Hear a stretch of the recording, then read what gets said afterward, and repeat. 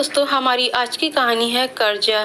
बहुत समय पहले की बात है। एक गांव में भले आदमी गंगाराम का देहांत हो जाता है। तो जैसे ही उसके घर वाले उसकी अर्थी को शमशान ले जाने लगे, तभी एक मोटे ताजे सेठ ने उस अर्थी का एक पांव पकड़ लिया और बोला कि मैं इस मरने वाले गंगाराम से 2 लाख का कर्जा मांगता हूँ, इसलिए पहले मुझे मेरे पैसे दे दो, उसके बाद ही मैं इसकी अर्थी को शमशान ले जाने दूंगा। अब तमाम लोग तमाशा देख रहे थे। तभी उनके तीनों बेटों ने कहा कि हम तुम्हारा कर्जा नहीं देंगे, पिताजी का कर्जा पिताजी जाने। और वैसे भी पिताजी तो अब इस दुनिया में है नहीं, अगर तुम्हें उनकी अर्थी ले जानी है तो ले जाओ। ये सुनकर पूरा गांव गंगाराम के तीनों बेटों पर थू थू करने लगा।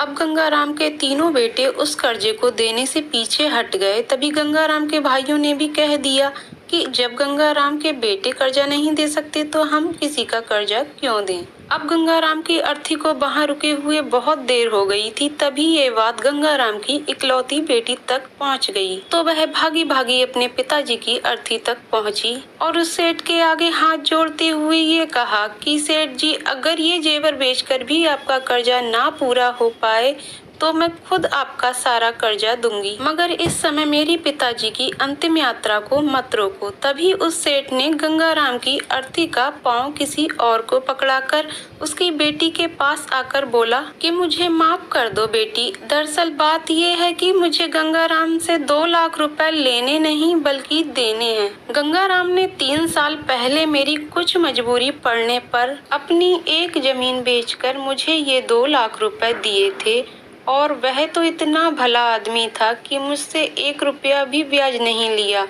और आज जब मैं गंगाराम के रुपए वापस लौटाने के लिए आया हूँ तो मुझे खबर मिली कि उनका तो देहांत हो गया। इसलिए मैं बड़ी ही सोच में पड़ गया था कि अब ये रुपया मैं किसको दूं। इसलिए मैंने ये खेल खेला ताकि गंगाराम जी के ये रुपए घर के एक ऐसे सदस्य के पास जाएं जो वाकई में उनको प्यार और इज्जत करता हो। और बेटी, आज तुमने ये भी साबित कर दिया कि अपने माँ बाप को एक बेटे से बहुत ज्यादा एक बेटी ही प्यार कर सकती है। इसलिए ये 2 लाख रुपए मैं तुम्हें देता हूँ। काश तुम जैसी बेटी हर घर में हो जो अपने पिता की इतनी इज्जत करती है। ये सब देखकर गंगाराम के बेटे और भाई का सिर शर्म से नीचे झुक गया। वाकई में दोस्तों, ये बात तो एकदम सच है कि एक माता पिता को बेटे से ज्यादा बेटी ही प्यार और उनकी इज्जत करती है। इसलिए दोस्तों, बेटी पढ़ाओ और बेटी बचाओ। दोस्तों, आपको कहानी कैसी लगी कमेंट करके जरूर बताइएगा। कहानी पसंद आई हो तो वीडियो को लाइक शेयर करें और चैनल को सब्सक्राइब करें। वीडियो को पूरा देखने के लिए बहुत बहुत धन्यवाद।